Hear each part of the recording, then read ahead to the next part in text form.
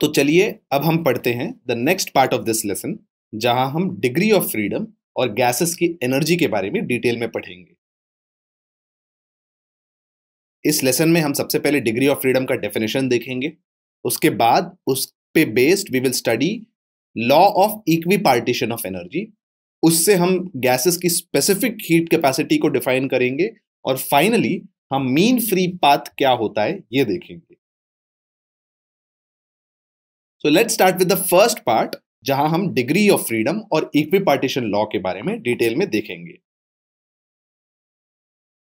So degree of freedom को define करते हैं एज हमको अगर किसी सिस्टम का पोजीशन और कॉन्फ़िगरेशन को डिस्क्राइब करना है, उस डिस्क्रिप्शन के लिए हमको कितने इंडिपेंडेंट वेरिएबल्स की जरूरत है, उसी को हम बोलते हैं डिग्रीज ऑफ फ्रीडम। अगर कोई पार्टिकल ट्रांसलेटरी मोशन में है, सो वो या तो बेसिकली स्ट्रेट लाइन या ऑलमोस्ट स्ट्रेट लाइन में मूव करता है। So for instance, even though simple pendulum बड़े एंगल्स के लिए स्ट्रेट लाइन में मूव नहीं करता, for a very small angle हम अज्यूम कर सकते हैं कि वो स्ट्रेट लाइन में मूव करता है। सो नाउ फॉर दिस ये एक ही डिग्री ऑफ फ्रीडम हम मान के चलेंगे, simply because it is a linear motion. तो उसको डिस्क्राइब करने के लिए बस उसकी एक्स कोऑर्डिनेट की जरूरत है as far as the angle of oscillation is small. अगर मान लो सेकंड एग्जांपल में चींटियों का मोशन ऑन द फ्लोर में किसी भी एंट का अगर हमें कोऑर्डिनेट डिस्क्राइब करना है, तो उसके लिए मुझे एक्स कोऑर्डिनेट की भी जरूरत है और वाई कोऑर्डिनेट की भी जरूरत है। इसका मतलब दो वेरिएबल की जरूरत है डिस्क्रिप्शन के लिए। हेंस इस पार्टिकल की दो डिग्रीज ऑफ फ्रीडम। और फाइनली एक उड़ती चिड़िया की पोजीशन को डिस्क्राइब करना है मुझे अगर, तो वो एक्स डायरेक्शन में भी मूव होता है, वाई में भी मूव होता है और जेड में भी मूव कर सकता है। Hence this has 3 degrees of freedom. अब रोटरी मोशन मतलब रोटेशन की वजह से जो मोशन आता है उसका क्या? पॉइंट मास रोटेशन अंडरगो नहीं कर सकता, सिर्फ ट्रांसलेटरी मोशन अंडरगो करता है। लेकिन अगर एक रिजिड बॉडी है जिसकी फाइनाइट मास है, वो पॉइंट मास अगर नहीं है, एक्सटेंडेड बॉडी है, तो उसकी रोटेटरी मोशन भी हो सकती है, ट्रांसलेटरी मोशन भी हो सकती है। अब रोटेटरी मोशन के भी 3 कोऑर्डिनेट्स हो सकते हैं स्पेस में, जस्ट लाइक ट्रांसलेटरी मोशन। तो रिजिड बॉडी अगर पॉइंट मास नहीं है, बॉडी अगर रिजिड बॉडी है, तो उसके 6 डिग्री ऑफ फ्रीडम पॉसिबल है। 3 ट्रांसलेटरी मोशन की वजह से, एक्स वाई और जेड ट्रांसलेशन, और 3 रोटेटरी मोशन की वजह से, एक्स एक्सिस वाई एक्सिस और जेड एक्सिस के about rotation. So maximum 6 possible degrees of freedom है अगर बॉडी रिजिड है तो। Now with that let's come to the law of equipartition of energy. Law of equipartition of energy ये कहता है कि अगर एक डायनामिकल सिस्टम थर्मल इक्विलिब्रियम में है, तो उसकी जो टोटल एनर्जी है वो सारे पॉसिबल एनर्जी मोड्स में इक्वली डिस्ट्रीब्यूटेड होता है। So total energy what ever it is, her degree of freedom में इक्वली डिस्ट्रीब्यूट होता है, is what this theorem states. तो काइनेटिक थियरी ऑफ गैसेस में हमने ये देखा था कि एक मॉलिक्यूल का मीन काइनेटिक एनर्जी होता है 3/2 kBT। अब वो वहां हमने पॉइंट मास लिया था, तो इसका मतलब इसके 3 पॉसिबल काइनेटिक एनर्जीज हैं, X direction, Y direction, Z direction. और उस अजम्पशन में भी हमने ये तीनों को इक्वल ही लिया था। So half mv x square plus half mv y square plus half mv z square था 3/2 kb इंटू टेम्परेचर। अब क्योंकि मॉलिक्यूल रैंडम मोशन करते हैं, तो मैं कह सकता हूं कि तीनों डायरेक्शन का ओवरऑल काइनेटिक एनर्जी इक्वल है। So that's what the law of equipartition energy also states. तो इसका मतलब हर एक हाफ mv x स्क्वायर भी हाफ kbt के बराबर है, हाफ mv y स्क्वायर भी हाफ kbt के बराबर है, और हाफ mv z स्क्वायर भी हाफ kbt के बराबर है। तो इसका मतलब यह है कि हर डिग्री ऑफ फ्रीडम एक मॉलिक्यूल के लिए कंट्रीब्यूट करता है हाफ kb इंटू टी। ये जो एक्सप्रेशन है that is the energy associated with each degree of freedom.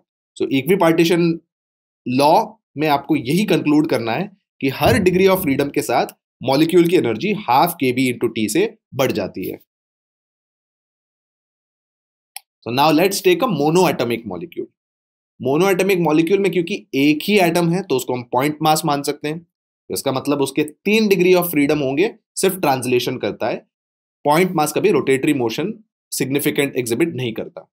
तो एग्जांपल है फॉर इंस्टेंस रेयर गैसेस के मॉलिक्यूल्स, हीलियम, आर्गॉन। हम जानते हैं कि नोबल गैसेस मॉलिक्यूल्स नहीं बनाते हैं, मोनोएटॉमिक स्पीशीज होते हैं। तो these are examples of monoatomic molecules. So monoatomic molecule में या तो एक्स डायरेक्शन में मूव हो सकता है, या वाई डायरेक्शन में मूव हो सकता है, या z डायरेक्शन में मूव हो सकता है। The total energy would be half mv(x²) plus half mvy² plus half mvz²।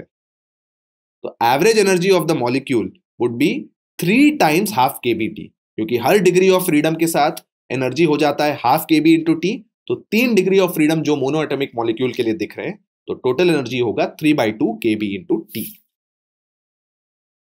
तो इंटरनल एनर्जी कितना होगा टोटल? ये तो एक मॉलिक्यूल का है, तो अगर मेरे पास n मोल्स ऑफ मॉलिक्यूल्स हैं, वो है n into Na into 3/2 kBt, उसका टोटल एनर्जी होगा।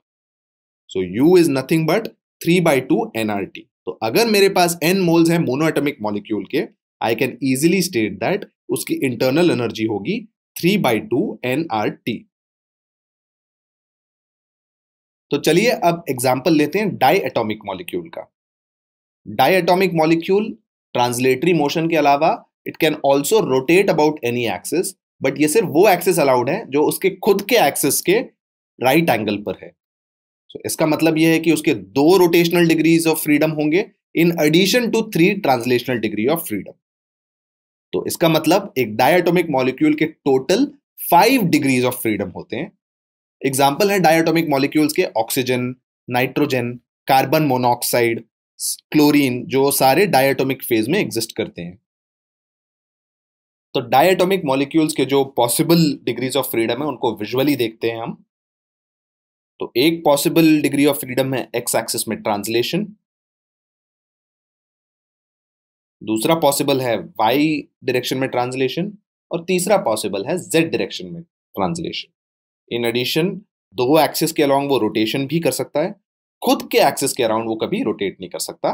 दैट्स वाई एक कम पड़ जाता है, instead of 3 it has only 2 rotational possible axis. Total energy होगी ट्रांसलेशन एनर्जी का सम प्लस रोटेशनल एनर्जी का sum. Translation energy in 3 term से बना है और rotational energy half I omega square के समेशन से बना है। अगर डायटोमिक गैस में कंसिडरेबल वाइब्रेशन है तो there is one more degree of freedom that is possible. वो अपने एक्सिस के अलोंग वाइब्रेट भी कर सकता है, it can compress and expand. तो उसके वजह से एनर्जी ड्यू टू वाइब्रेशन बन जाता है kinetic energy of vibration plus potential energy of the 2 molecules. So वो हो जाता है half mu dr/dt whole square, जो काइनेटिक एनर्जी है वाइब्रेशन की वजह से, प्लस हाफ kr², जो स्प्रिंग एनर्जी की तरह काम करता है।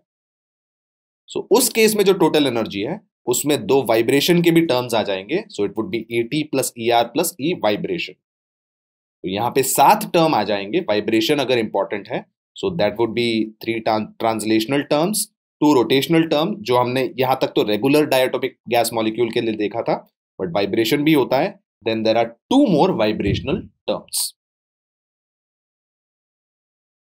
सो नॉन वाइब्रेटिंग के लिए जो एवरेज एनर्जी है, नॉन वाइब्रेटिंग मॉलिक्यूल्स में 5 ही डिग्री ऑफ फ्रीडम है, तो 5 इंटू हाफ kBt होगा, विच मीन्स एवरेज एनर्जी होगा 5/2 kb into T.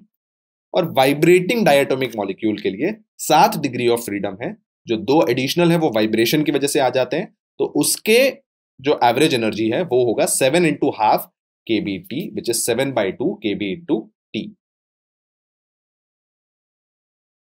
Now the next type is triatomic molecule। जो लीनियर टाइप के ट्राइएटॉमिक मॉलिक्यूल हैं हम वो सिर्फ वही एनालाइज करेंगे because they are simpler to analyse.